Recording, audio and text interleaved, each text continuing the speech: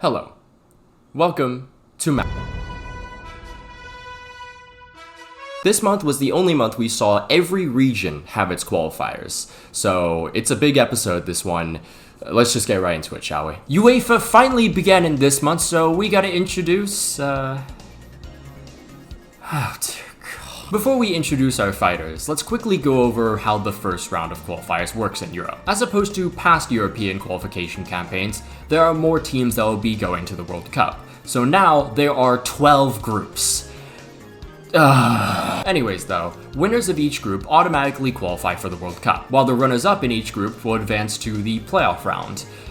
Whatever that may be, we'll talk about later. So first we have Group A, and there's going to be a little bit of a pattern for these first few groups where not all the teams are determined. A lot of this has to do with the Nations League. I hate the Nations League so much. I want this tournament to die. But for the spot that hasn't been determined yet, it'll be a quarterfinal bout between two top teams. So for this one, we have Germany or Italy, and the winner of this match will be in this group. Then you got Slovakia, Northern Ireland, and Luxembourg. Germany are four-time winners of the World Cup, with their last title being back in 2014 during the Die Mannschaft era. Since then, it's all been downhill, with two straight group stage exits in 2018 and 2022. However, manager Julian Nagelsmann has been overseeing a much-needed renaissance, and if it wasn't for the refs fucking them over, Germany would have reached the semis of Euro 2024. Things will be interesting though, because in between the sticks is no longer Manuel Neuer, who actually retired after Euro 2024. Also, if you're interested in learning about the whole history of the German national team, last year I made a video that was an hour and 30 minutes long. So, you know, put that on and do some homework or something, I don't know. Italy are also four-time winners of this tournament, with their last title coming back in 2006. However, just like Germany, actually worse, it's been a disaster since. 2010 and 2014 saw them crash out of the groups. These were their groups, by the way. And then, mamma mia, 2018 and 2022, they didn't even qualify. What makes this even funnier is within a year, they went from winning Euro 2020 to getting knocked out by North Macedonia.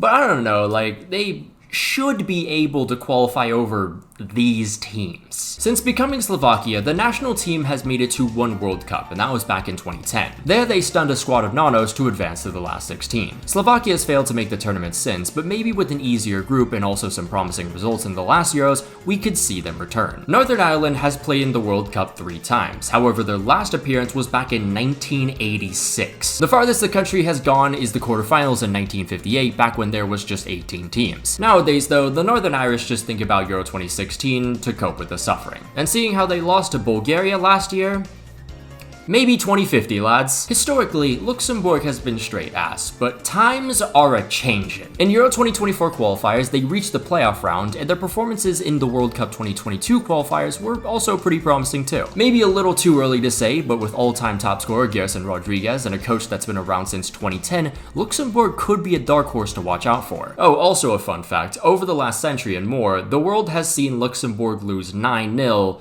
4 separate times. Portugal 2023, England 1982 and 1960, and Germany 1936. Group B is a super interesting one. Switzerland, Sweden, Slovenia, and Kosovo. I'd argue 3 of these teams could actually win this group. Switzerland, or as they're also known as Wikipedia for some reason, the A-team. They have made the last 5 World Cups, and in every single one of them, they have never made it past the last 16. The closest they came was 2006, but unfortunately, everyone turned into 2020 England on penalties. While not at the best quality, the Swiss still have a pretty good collection of players. The defense, on the other hand, is a little bit worrying, especially without Akanji. Oh, also, Jan Sommer, the goalkeeper that turns into like prime Yashin every single time he plays for Switzerland. He's retired, so that's also going to be very interesting. Switzerland has been to 12 World Cups since 1934, with their best finish a runners-up in 1958, when they were hosts. Their last appearance was in 2018, where they impressed many and reached the quarters. Since then, Sweden missed out on 2022 after losing a playoff final to Poland, and then they look like a squad of IKEA workers in Euro 2024 qualifiers. However, a new manager has breathed new life into this team. And on paper, Sweden has one of the deadliest attacks in Europe, honestly. Dejan Kulusevski, Viktor Gyökeres, and Alexander Isak. Since becoming Slovenia, the national team has had 2 campaigns in the World Cup, and both of them ended with them crashing out of the groups. Slovenia's last appearance was back in 2010, and they've been radio silent ever since. However, they finally ended their major tournament drought by qualifying for Euro 2024, and seeing how they took Portugal all the way to penalties in the last 16, they could carry this momentum into World Cup 2026 qualifiers. All across the board, there's some quality, but of course, all eyes will be on 21-year-old forward Benjamin Šeško. Kosovo, the only country that loves the USA as much as the USA. Thank you, USA. You are my best friend. It wasn't until 2015 when Kosovo was given FIFA membership, so of course, they've never qualified for the World Cup. However, back in 2018, they were nicknamed the Brazil of the Balkans because of a 15-match unbeaten run. Performances have kind of dipped since then, so it's going to be a tough campaign for them. Group C will be the loser between Portugal and Denmark, and then there's Greece, Scotland, and Belarus. Despite the prestige and legends over generations, Portugal has actually never won the World Cup. For their best finish, you have to go all the way back to when Eusebio was still playing, a third place in 1966. That tournament in itself was wild, and one of the many cases was when Portugal came back from 3-0 down in the quarters against North Korea. Nowadays, Portugal are kind of the epitome of underwhelming in this tournament. It feels like every single tournament that happens, Portugal's always considered a favorite, which is weird because out of the last 6 tournaments, 5 of them, Portugal has failed to make it past the quarters. And listen, if they keep putting Cristiano Ronaldo up top in the big 2025, it's just gonna stay the same. Denmark has made it to 6 World Cups, with their best finish being back in 1998 when the Danes reached the quarters. Denmark's last tournament, though, ended in pure horror as they were knocked out of the groups by Australia, a country that everyone thought would finish last. Going into these qualifiers, the national team has a new head coach, so hopefully we won't see the terrorism of late-stage Kasper Hjulmand, and he has a core of great young players and wise veterans. By the way, attacking midfielder Mikael Damsgaard is currently having a breakout season in the Prem, so maybe we'll see the return of those illustrious performances he had during Euro 2020. Greece has made it to 3 World Cups, and their last tournament was back in 2014, where they saw their best finish, reaching the last 16. It could have gone farther, but unfortunately they were facing Keylor Navas on penalties. The Greeks have not qualified for a major tournament, but for the first time ever, I won't have to mention the 2015 scandal, because more than ever, Greece are back. Maybe not to the extent of 2004, but definitely enough to say they could qualify. Euro 2024 qualifiers, they lost in the final on penalties. It is only a matter of time. You can trust John Cena to not stab you in the back more than you can trust Scotland to make it past the group stages in any major tournament. 8 World Cup appearances, and 8 straight group stage exits. 1982 was the closest they came to the knockouts, but unfortunately, the national team fell short on goal difference. The Scottish have not qualified since 1998, but they came close at booking a ticket in 2022. However, they had the misfortune of going up against a very fired up Ukraine side. Scotland has done well to qualify for the Euros over the years, but this is probably their last chance to make a World Cup dream come true, with this core only getting older. This is already a tough group for Belarus, but with no home games, this could genuinely get nasty. Belarus has never qualified for the World Cup, and their fans will probably want to forget every single campaign they've had so far, especially the 2002 qualifiers. With Poland and Ukraine playing out a draw on the final day, this opened the opportunity for Belarus to steal the playoff spot, but unfortunately, they handed a terrible Welsh side their only win of the campaign. On a positive, not really for Belarus, but for Mika Richards, there's a club in Belarus called Dynamo Brest. Group D, you have the winner between France vs Croatia, and then Ukraine, Iceland, and Azerbaijan. Having already won in 2018, the French were close to another in 2022 as well, but fell to Argentina on penalties in the greatest final the tournament has honestly ever seen. Either way, France has won the World Cup twice. Didier Deschamps was there in 1998 as the team captain, and as the head coach in 2018. Speaking of, this will be Deschamps' last tournament as he announced he will be leaving after the 2026 World Cup. The French squad is still absolutely stacked in talent, but Deschamps himself has shown to be a little outdated with his tactics as of late. Croatia has never won the World Cup, but over the last 2 tournaments, they have experienced their best finishes ever. 2022, 3rd place. 2018, runners-up. However, this squad is only deteriorating more and more by the day. A group stage exit in the Euros is a sign of the end for this golden generation that has won the hearts of many. And while they still have a better chance of qualifying than whichever set of teams they'll play, I can't see much after that. Since becoming Ukraine in 2006, the national team has only ever qualified for the 2006 World Cup. It was a really impressive run though, with the Ukrainians going all the way to the quarterfinals where they lost to the eventual champions. After that, however, it's just been constant heartbreak. 2010, lost to Greece in the playoffs. 2014, blew a 2-0 loss to France in the second leg of the playoffs. And 2022, fell short in the final after playing their hearts out in response to their country being invaded. Did you hear that, US government? they were invaded. But is 2026 finally the time? I mean, it will be 20 years since that memorable run back in 2006, and they still got a pretty good team, so maybe. Just maybe. Iceland, that country that gave us the funny clip that pissed off all the Zionists last year. The late 2010s made us believe anything was possible when Iceland became the smallest nation by population to qualify for the World Cup. There, we would witness them get a shock draw versus Argentina thanks to that penalty save. But that was very much a once-in-a-lifetime thing. Iceland has been pretty bad in qualifiers ever since 2018. I mean, it makes sense. At the end of the day, you can only make so much out of a population of almost 400k, and also the harsh weather that comes with it. Azerbaijan has never qualified for the World Cup and has never even come close. In fact, they earned just 1 point in World Cup 2022 qualifiers. Also, they're now in League D of the Nations League, the lowest tier, meaning Azerbaijan are in the same realm as Liechtenstein and Andorra. So yeah, I don't know. I mean, at this point, just move to AFC. Group E, you have the winner between Spain versus the Netherlands, and then Turkey, Georgia, and Bulgaria. Spain won the World Cup in 2010 and immediately fell off a cliff. They crashed out of the groups in 2014 and then failed to get past the last 16 in 2018 and 2022. And a lot of that came down to Spain never responding to the tactical world around them evolving. However, when head coach Luis de la Fuente came in, we witnessed a second Spanish revolution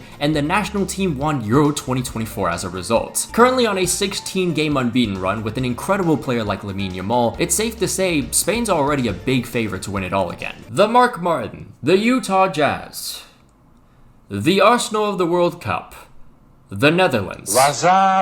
Kind of like their B team, the Dutch have lost in every single World Cup final they've ever participated in. 1974, 1978, and 2010. If only Robin scored, huh? Their last appearance, though, in 2022 saw them lose on penalties in the quarters versus Argentina in one of the most batshit insane games ever. Going forward, the Dutch have a really good team with a great balance of stature and technicality. Here's the thing, though. They have Ronald Koeman, so the farthest this team will go is the quarterfinals. You would think they have more, but Turkey only have 2 appearances in the World Cup. One of those appearances came in 2002, and I liken this one to like a March Madness Cinderella run. The Turks made it all the way to the semi-finals in this tournament and then beat South Korea in the 3rd place match. The Turkish haven't been in the World Cup since, but they had a really good chance to qualify in 2022 through the playoffs. But Burak Yilmaz missed a penalty in the final versus Portugal, which would have tied the game.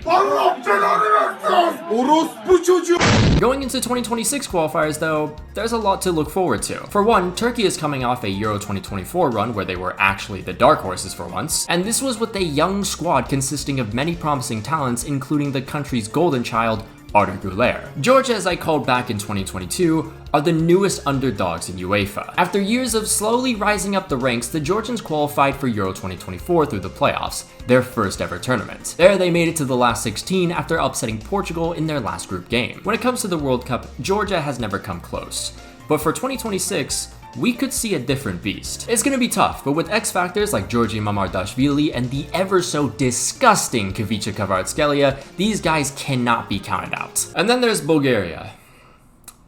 Guess I'll talk about 1994 just to help you guys cope again. During the 20th century, Bulgaria featured in 7 World Cups. And in 1994, they stunned Argentina in the groups and then decided to shock the world again by beating Germany to reach the semis. And only 30 years later, they had a fall off as bad as that guy that made the Whip Nene song. Group F, you either have the winner between Portugal versus Denmark, and then Hungary, Ireland, and Armenia. Hungary were once considered one of the best teams in the world. 2 runners-up finishes in 1938 and 1954. 54 was the most painful though, as they were so dominant throughout, but blew a 2-0 lead in the final. However, their golden generation, consisting of the likes of Sander Coaches and French Puskás, was so good that they made England rethink their whole program in the 50s. The Hungarian national team is nothing like that anymore, but it's still a really solid team that on its day can upset one of the giants. They've qualified for the last 3 Euros, so maybe this is the chance to return for the first time since 1986. Ireland has 3 World Cup appearances, with their last coming in 2002. There they reached the last 16 and narrowly missed out in the next round because of penalties. Awful shootout, by the way. Fast forward to 2010, the Irish had a pretty good chance of qualifying. In the playoffs' second leg versus France, Ireland tied it up on aggregate through Robbie Keane. However, in extra time, they were fucked over by one of the most blatant handballs ever. As of late, there's been a cycle with qualification. Ireland gives their fans false hope, which they fall for every time without fail. And then, the national team proceeds to die on the pitch after. Armenia has never qualified for the World Cup, never has come close. They did show a little promise in the last Euro qualifiers though, or maybe that's just me giving them a little too much PR. Although 21-year-old Grant Leon Ranos of Kaiserslautern looked pretty good, and they managed to beat Wales and draw with Turkey. How these two were allowed in the same group is still wild to me. Armenia did lose to Latvia though, and that team struggles with San Marino. Also, not really sure why this game happened, but Armenia's biggest victory was against Guatemala, 7-1, in Los Angeles. Group G, the winner between Spain versus the Netherlands, and then Poland, Finland, Lithuania, and Malta. Poland has been to 9 World Cups, with their best finishes coming in 1974 and 1982 when they finished 3rd. 74 was the most memorable as Poland won their first round group, which consisted of Italy and Argentina. They then later beat Brazil in the 3rd place game. Their last performance though saw them reach the last 16 in 2022, mainly because everyone else besides Argentina was so ass. Poland entered these qualifiers with a slightly younger squad and a pretty solid chance of finishing runners-up. They also still have Qualifier Man. Never rely on him for any tournament, but he'll always be there to stat pad versus Isle of Man. Finland has never qualified for the World Cup, but they came relatively close in the last campaign. In a group with France, Ukraine, and Bosnia, the Finnish were just 1 point shy of the playoff spots. Historically, this team has been terrible, but this last decade or so under head coach Marco Kanerva has seen fairy tales come to life. However, he's gone, and honestly, so are Finland's best days. But watch out for Oliver Atman though. Outside of his exceptional name, he put up some decent numbers in the last Euro qualification campaign. Lithuania has never qualified for the World Cup, but they came painstakingly close in 1998 to the playoff rounds, which they then followed up with a 0-win performance in the very next World Cup qualification campaign. Currently, these guys lose to nations that didn't even exist 20 years ago, and islands where YouTubers are elected as members of the EU. Like, yeah, there's no chance here. But to be fair to the Lithuanians, there is 20-year-old Gyvydas Skinetis, who has made 21 appearances for Torino this season. He's only just the 4th Lithuanian to ever play in Serie A. Oh, also, Lithuania, shout out Aldis, cool guy. Malta has never qualified for the World Cup. Do better, guys, even Iceland did. The Maltese have only ever won 3 World Cup qualifiers, but they did have their best ever performance in 2022, so maybe they'll be good enough to finish 5th this time. Also, for anyone who plays Food Guesser, if the food looks Italian but not Italian enough, it's probably Malta. Group H, Austria, Romania, Bosnia, Cyprus, and San Marino. Austria has 7 World Cup appearances, with their best finish coming in 3rd in 1954. However, the Austrians have not qualified for a single World Cup since the turn of the millennium. They did come close in 2022 qualifiers, but lost in the first round of the playoffs. This, though, might be their best chance in a long time. Narrowly making it into pot 1 has done this team a lot of favors, and even better, Ralf Rangnick is still sticking around. He single-handedly transformed this team and made fans care again.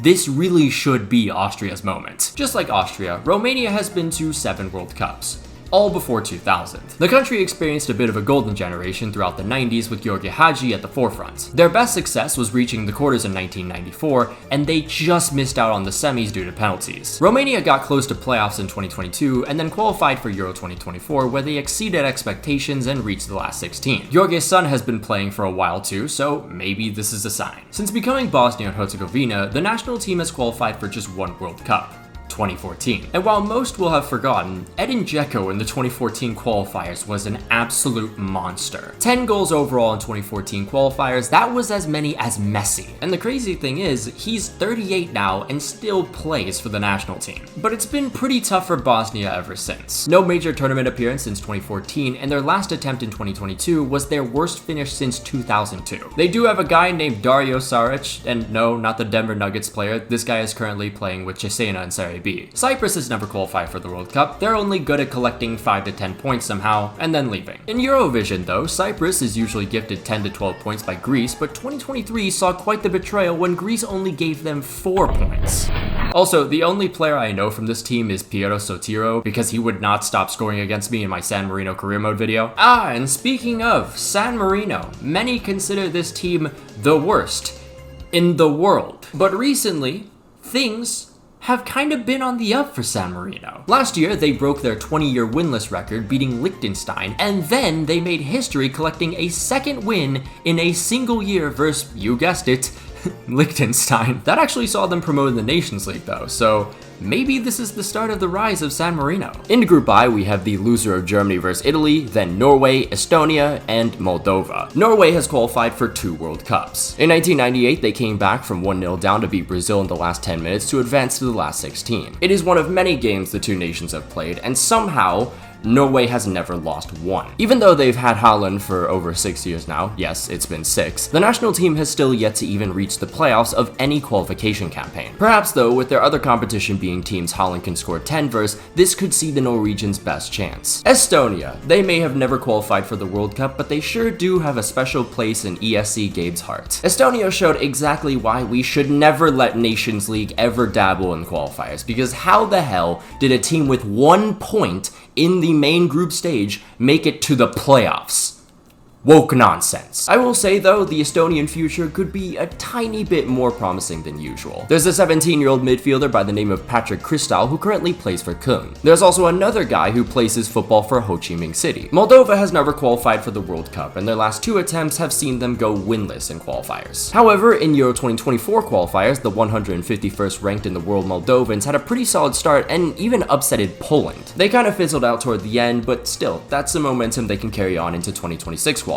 Their all-time top scorer, Ion Niculescu, is just 26 and scored 5 goals in both 2022 and 2023. Group J has Belgium, Wales, North Macedonia, Kazakhstan, and Liechtenstein.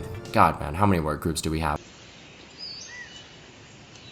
Belgium has qualified for 14 World Cups. Their best finish came pretty recent, 2018 when they finished 3rd. Speaking of, about a month ago I was talking to the worst person I know, Diagonal Daniel, about the 2018 national team, and while I like to clown on this team quite a lot, that 2018 national team side was so exciting. You had Hazard, De Bruyne, Lukaku, basically all at their peaks, and it was a deadly trio. There's also long neck Courtois making those ridiculous saves that modern goalkeeping can only pretend to do. Enough reminiscing though, Belgium has been in a pretty slow transitional period. So far it's been pretty shit, but with the youngsters having more experience, maybe we see things turn around the next couple years. Belgium should qualify, it's just a matter of how far they go from there. Next we have Wales, the team that stunned Belgium back in Euro 2016. Wales has qualified for 2 World Cups, 1958 and the most recent one. 1958 was iconic for the Welsh as they reached the quarters, and 2022 was pretty much a pipe dream Gareth Bale single-handedly brought to life. Bale though retired after that World Cup, and you quickly saw how much Wales relied on him. However, they still have a handful of pretty good players from the Premier League like Brennan Johnson and David Brooks. North Macedonia never qualified for the World Cup, but they did reach the playoff final of the 2022 qualifiers after they beat Italy, and that is still one of the funniest moments in football ever.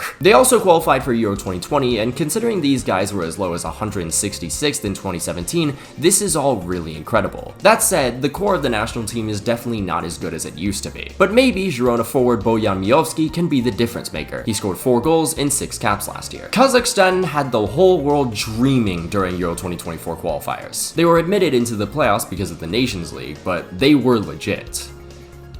And then they lost 5-0 to Greece. The Kazakhs had a pretty awful 2024, going winless in pretty much all but 1 game. However, this year they appointed a new head coach, and they also have a couple guys playing their football in Turkey right now. Euro 2024 felt like a tiny strike of lightning in a bottle, but maybe there's more. Liechtenstein has, of course, never qualified for the big dance, and they also haven't won a qualifier since 2006. However, Liechtenstein did give us the goal of Euro 2024 qualifiers. But yeah, I mean, if you can't even win against the team you are usually able to beat, yeah, it's not looking great. Group K, England, Serbia, Albania, Latvia, and wait, what? Did UEFA just think now that 11 years have passed, these 2 nations just let bygones be bygones? What? Like, bro, an Albanian player in the last Euros literally, like, after a game, went onto a megaphone and said, "Fuck Serbs." And that was like one of the 800 incidents incited by like every Balkan nation in that same tournament. An exhibition match by itself would have been bad enough.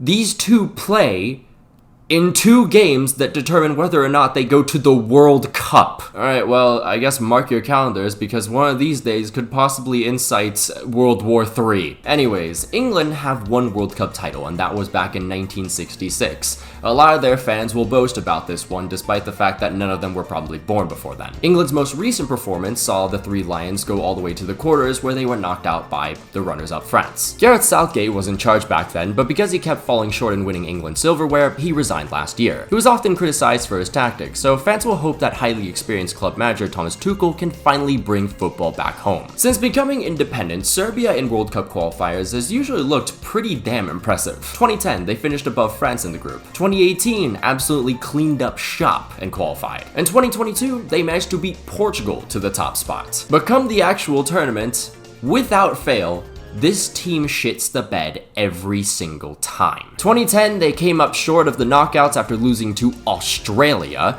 2018, they let 2 Albanians score versus them. And 2022, they blew a 3-1 lead versus Cameroon and also let an Albanian score against them again. And all signs are showing that this is probably going to happen again because Serbia are currently in League A of the Nations League. And they also beat the highly touted Austria, so happy group exit 2026, guys. And then we have their pals, of course. Albania. This country has seen more iShow speed appearances than World Cup ones. The closest they ever came to qualifying was 2022 when the Albanians just missed out on the playoffs. However, they did qualify for the most recent Euros under head coach Silvinho, who actually was awarded one of Albania's highest honors for this achievement. This team is pretty decent on paper, they have a good coach, they have a good fan base, you know, I feel like there's a lot going on for them, but none of that matters. All that matters here is that Serbia's in their group, and nothing fuels a team more than pure hatred. Latvia. Shout out Giannis. This is a team that has only ever qualified for one major tournament, and that was the 2004 Euros. Which is honestly quite impressive because just 3 years prior, they had just drawn with San Marino at home. Anyways, Latvia once came close to finishing in a playoff spot back in 2010, but that's about it. Fun fact though, Vitalis Astafjevs is not only the national team's most capped player, he's the 6th most capped player of all time in Europe. Not only has Andorra never qualified for the World Cup, they have only ever won 4 qualifiers, and 2 of them were against San Marino. But the records this country holds are quite interesting. 42-year-old Mark Puyol became the oldest goal scorer in a UEFA World Cup qualifier in 2021. Defender Ildefonso Lima at 43 became the oldest player to feature in a Euro qualifier, and he also holds the record for the longest international career, which stretches 26 years. With all that said, Andorra shall now be referred to as Unkdora. Finally, the torture is nearly over. Group L, which consists of the loser between France and Croatia, then Czechia, Montenegro, Faroe Islands, and Gibraltar. Now, one thing I've learned about myself is the fact that whenever I'm recording any kind of video, especially when it's like including history, one of my least favorite things to say is Czechoslovakia. Somehow I said that on the first try, but usually I can't. Anyways, Czechoslovakia reached 2 finals, and in both they scored first and then went on to lose. Now known as Czechia though, the national team has only ever qualified for 1 World Cup, and that was back in 2006. Since then though, it's been nothing but pain. 2 consecutive 3rd place finishes in the group, and then also a loss in the 2022 playoffs. This time around, Czechia have a pretty good chance of making it to the playoffs at least, considering who else is in this group. Also, Patrick Schick is in the best form he's been in since 2021, and in that year, he scored 8 goals and 11 caps for Czechia. Montenegro. Every time I see this team's colors on the pitch, for some reason, one part of my brain just thinks they belong on a broadcast of a high school football game on ESPN.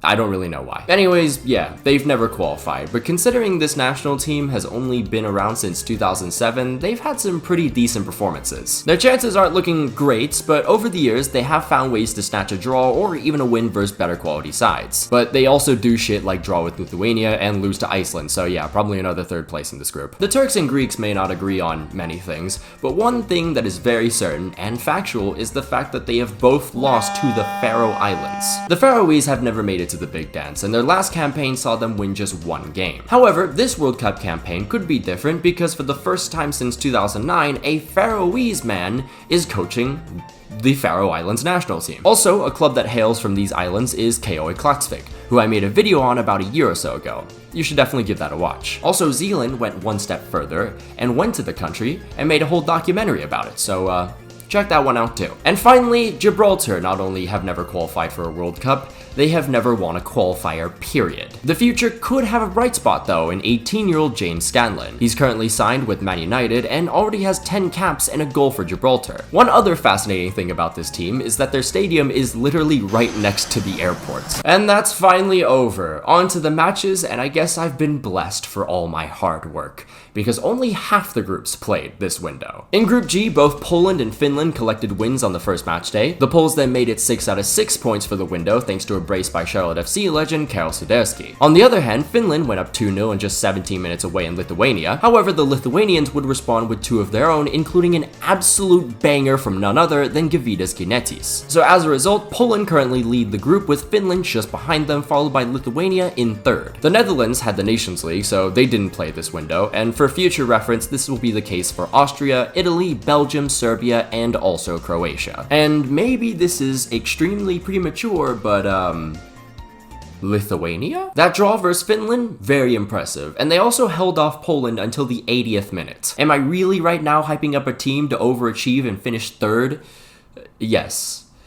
Welcome to international football. By the way, there's a version of this video which shows you the full highlights. You get to see the full picture and everything as opposed to the zoom. And to access that, all you gotta do is become a member today. So for more information, check out the link displayed here. Group H also began, and I guess I was wrong about Bosnia. 2 wins to begin the campaign, including a 1-0 win away versus who I thought had a good chance to finish second, Romania. Romania did bounce back, beating San Marino 5-1, which sees them up in second, tied on points with Cyprus, who also defeated the San Marinis. Over to Group I, and Norway was hosting a barbecue this window. 2 wins and 9 goals scored. Maybe this is finally their year. Behind them is Estonia of all teams, who defeated Moldova in a 5-goal thriller, and tied on points with them is the team that beat them. Group J, Wales and North Macedonia start well with wins in their respective openers. They then played each other 3 days later, and a Welsh mistake in the back led to a North Macedonia winner in the first minute of stoppage time. Or so we thought. Through pure irony, Wales embraced Brexit, and who else but Mr. Clutch himself, Harry Wilson, to save Cymru in the 6th minute of stoppage time. Meanwhile, Kazakhstan bounces back versus Liechtenstein, which sees them just behind the top 2. On to the War Crimes group. England, without lifting a finger, earned 2 victories to start the campaign. Meanwhile, a team experiencing the polar opposite was Andorra, who had its dentures and cane stolen from them by the Latvians and Albanians. So at the end of March, England hold the top spot with 6 of 6 points, while Albania just narrowly sit in second because of their slightly better goal difference over Latvia. Lastly, we saw the Faroe Islands and Group L representing well for Group L. In all fairness to the Faroe Islands, they equalized late on versus Czechia, but were unlucky to concede just 2 minutes later. They then missed out on another point after conceding to Montenegro in the 5th minute of stoppage time. Looking at the table after 2 games though, the top 2 is currently Czechia followed by Montenegro, who both earned 6 of 6 points this window. On to Asian qualifiers, and there are just 4 games remaining. In Group A, Iran held a 3-point lead above Uzbekistan, who are trying to qualify for their first ever World Cup. But they'll have to be wary of the UAE, who got some very impressive results last time out, including a 5-0 beatdown of Qatar. Qatar is also still in the fight with 7 points, but it's more likely they end up advancing to the 4th round. Meanwhile, the bottom 2 of Kyrgyzstan and North Korea will need to pick up the pace to avoid elimination. Uzbekistan are coming just that bit closer to the dream as they collect a win versus Kyrgyzstan to start March. Iran are even closer though after they scored 2 past UAE, including a goal in the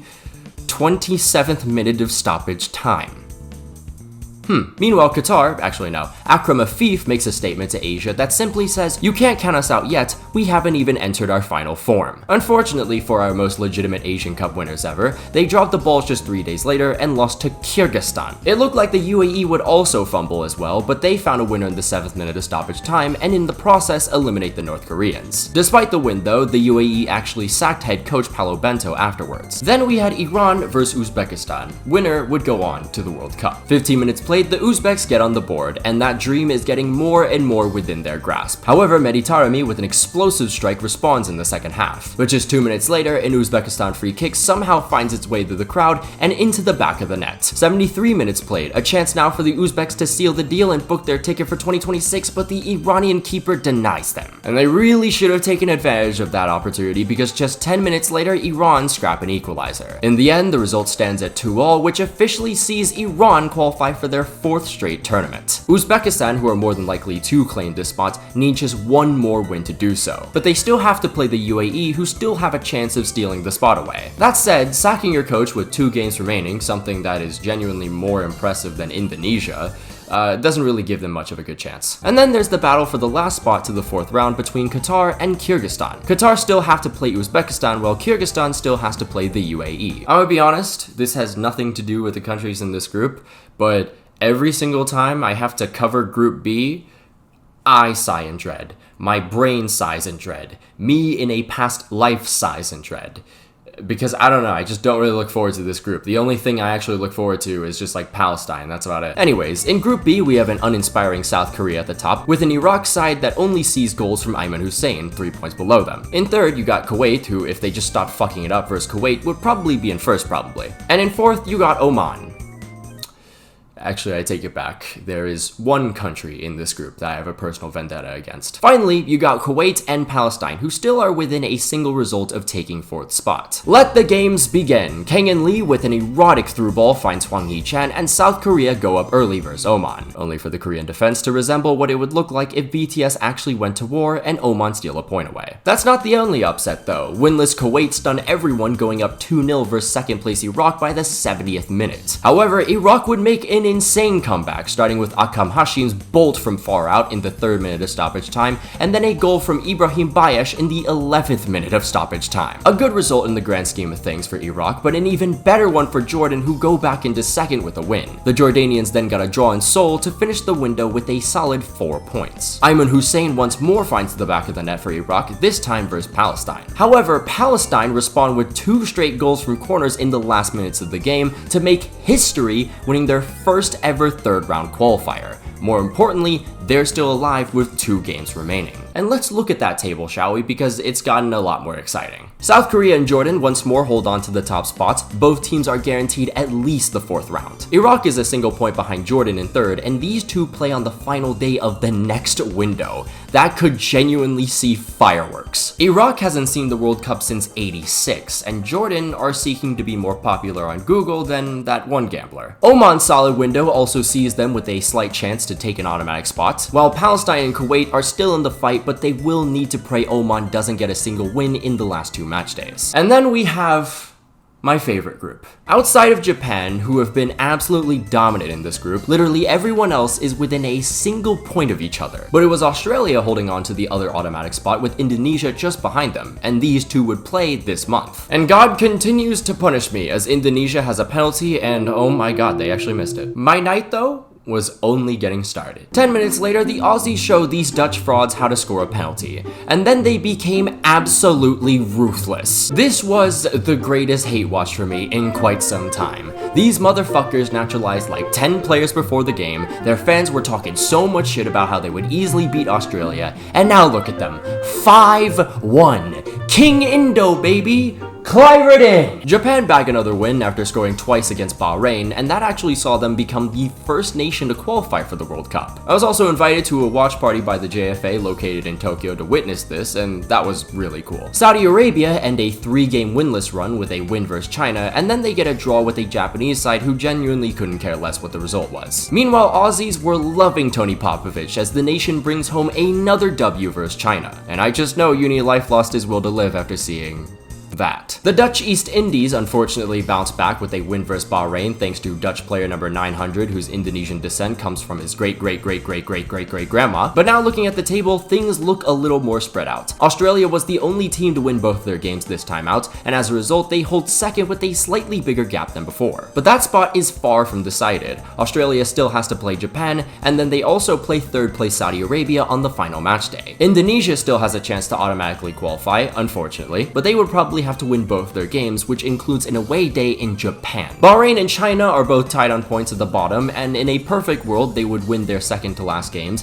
and then fight each other for who gets to break Indonesia's hearts, but at this point, I'm just writing fanfic. Either way, the last 2 match days of the Asian qualifiers in June should be really fun to watch. Also, I know I show a lot of hate towards Indonesia, and it only seems to be growing even more because their fandom is like the Turkey of AFC, but that's just football. Outside, we are still brothers and sisters of this shit show of a region. Recently, the government of Indonesia passed laws that would provide the military more influence in the government. Indonesia has a lot of issues when it comes to freedom of speech, police brutality, and struggles with democracy, and this only makes things so much worse. Because of these laws, and also even more beyond that, there have been protests recently, and there have been people who have gotten injured, arrested, and even have gone missing. So the best thing we can do is raise awareness and tell the masses, especially with the government trying to silence people online right now. Sweet home South America. Argentina sit atop with a chance to qualify this month. Meanwhile, from 2nd place Uruguay to 6th place Paraguay is a dogfight. The gap from that pack to 7th widened a bit because of Paraguay's fine form as of recent, and that spot is held by the Altitude Alphas Bolivia. Behind them is Venezuela, who held a really promising start to qualifiers, but since the end of Copa America, they've snapped back to reality. Finally, there's Chile and Peru, who have been so ass that I think we really should just send them to OFC. March started in classic South American fashion. Single late goal scored by Paraguay, and then with time expiring, that one corner tactic we all love and hate causes an all-out brawl. However, with final time, Paraguay extend their impressive unbeaten run to 7 now. Brazil have been struggling a lot throughout these qualifiers, but life in March began well as they scored an early penalty versus Colombia. However, a mistake in the back and some static defending leads to Brazil giving away their promising start not even before half time. But then in the 8th minute of stoppage time,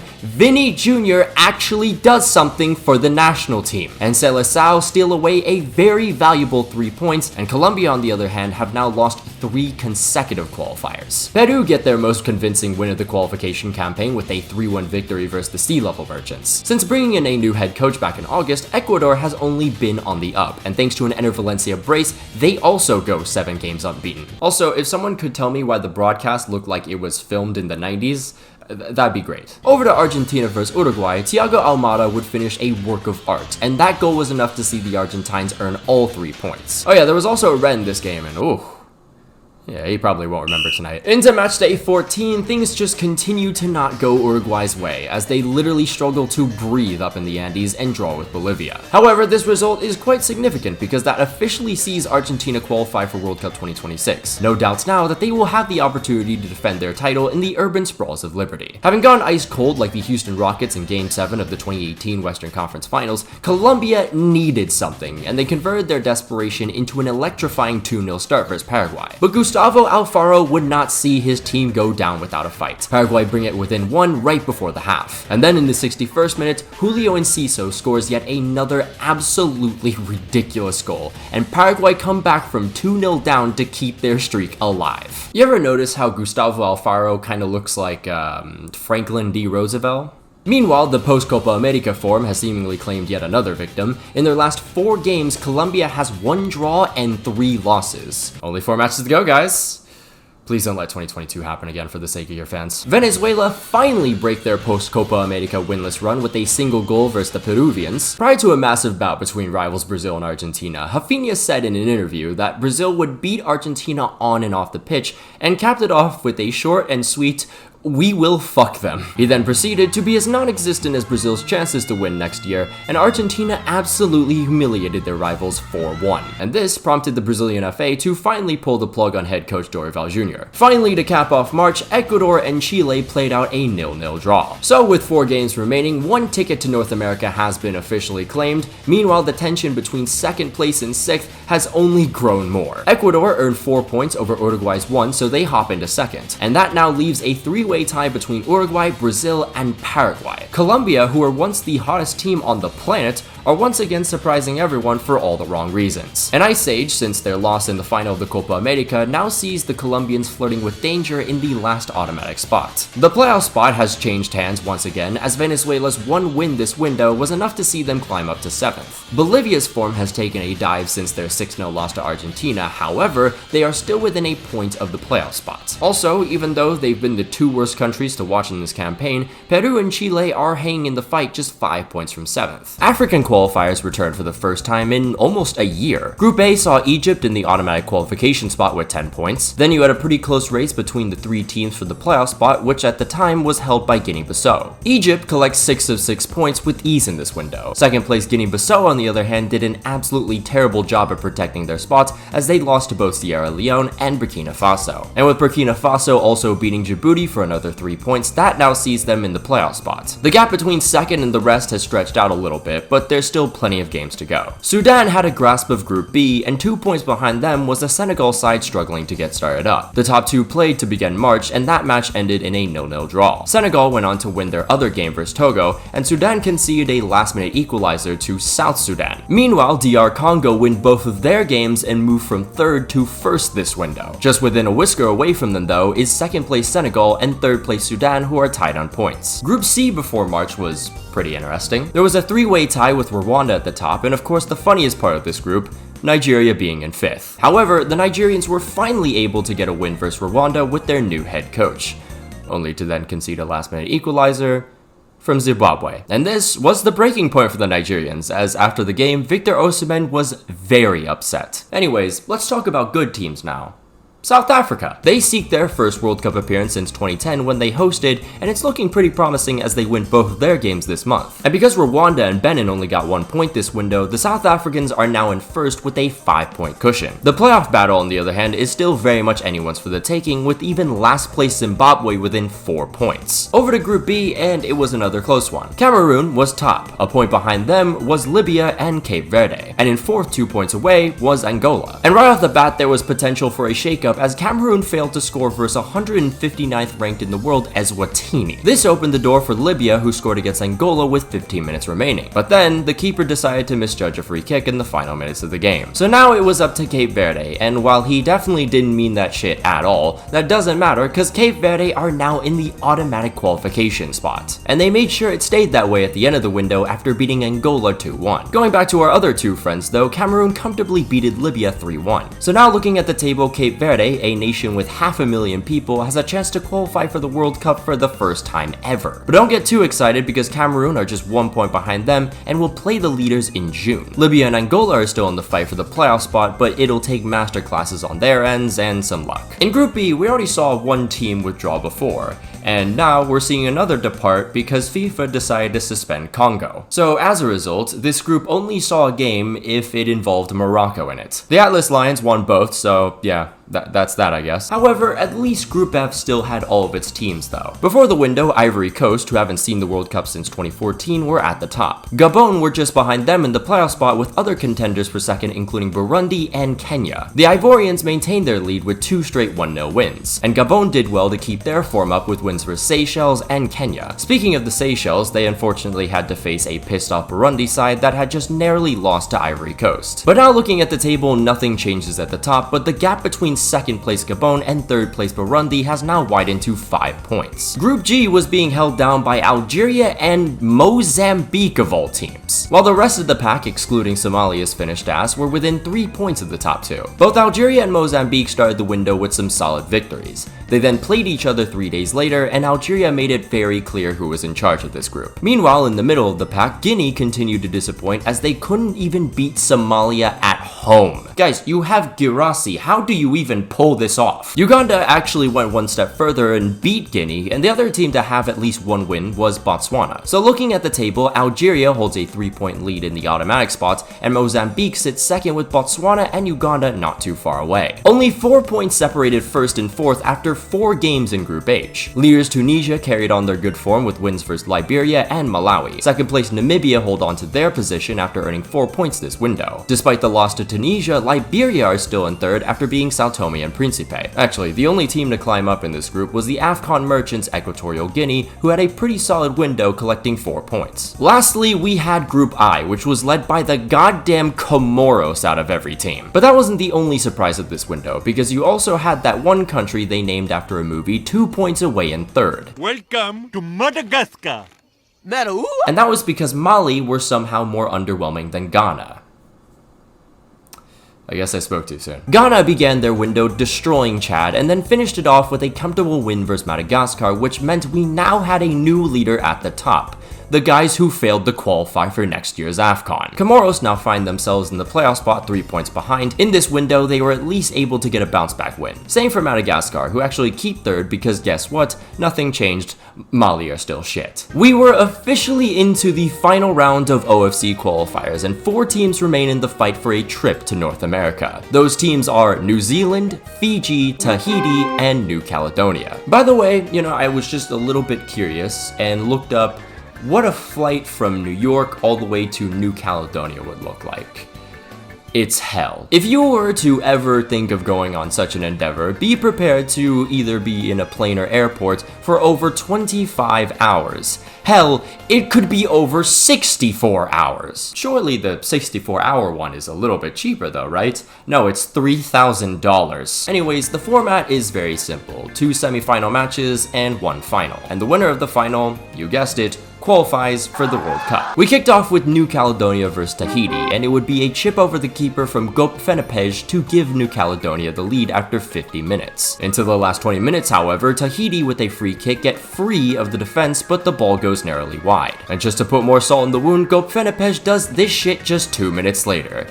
I'd be sick to my stomach, man. God damn. Luis Waya then added one more for good measure, and New Caledonia take easy care of Tahiti to move on to the final. Then there was New Zealand versus Fiji, and to the shock of absolutely no one, the All Whites eviscerated their victims with a Chris Wood hat-trick as a cherry on top. And so it came down to the final, New Zealand versus New Caledonia, and holy shit, it's that flag! New Caledonia had a commendable effort, but in the end it was no match for the bulldozer of Oceania, and New Zealand with a 3-0 win in front of their fans qualify for the World Cup for the first time since World Cup 2010. Chris Wood was the youngest player in that squad at just 18, and now he will be back as the leading scorer of his nation at 34. But the story is not over for New Caledonia. Their fate will be decided next year during the Intercontinental Playoffs. And that's probably the longest video for a World Cup qualifier window ever.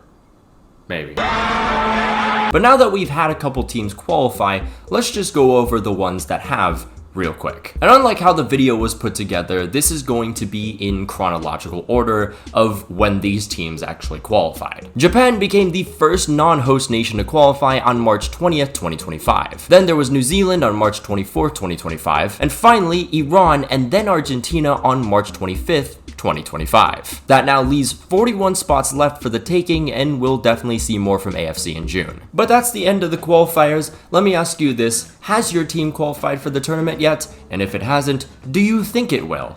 Let me know. Of course though, a massive shout out to all our members, including Janos Balas, Lai Dice, Luke RBB, Aresan, Brazilian Fury, Jeremiah Owusu Ajimang, Django, Anazir Makalongcom, Alex Rod, Ulta, Miguel Munoz, Return Fire, Rory Burns, Slider Kid, Taco Okafan, The Cypriot 35, Not Windows 95 Man, Kentra Agatra, Saint Terrence, Sylvia Citrus, Wise Orange, Rashford Enthusiast, Cocosaurus Rex, Samu, Cheesebait, Winder Gel, M4 Does Stuff, Finn Likes Rugby More, Davox, The Portugizer, TPSK25, Polar Protos, Von Fan, Lucian Von Kois, Gazega Speciakivics, Mano Tango Fei, A Ghostly Owl, Coney Wolves, Leakstab, Mud Tanai, Sketchy Card, KM89, Apollo, Congo Jazz 1, German Sayu 7, Thrilling ADT 13, Los Milos, The FedEx Dude, Freya, Vecino, Jamie Vardy's 10th Red Bull, Madfarama Diallo, Adiel, Falfinuki, Nightwalker, Knapside, Money Cash Hose, Quantavious Pork, Kev C, Dominic Griffin, Kyler Krebs, Mohammed Altanib, Nish, Patrick Barley, Rashford God 5, Raspberry Ale, and Unbroken Persona. If you'd like to become a member, there'll be a link down below and up in the annotations. You can follow me on Twitter if you want, follow my Instagram if you like, follow my Twitch. I will be doing some streaming at some point, I'm back, so should happen at some point.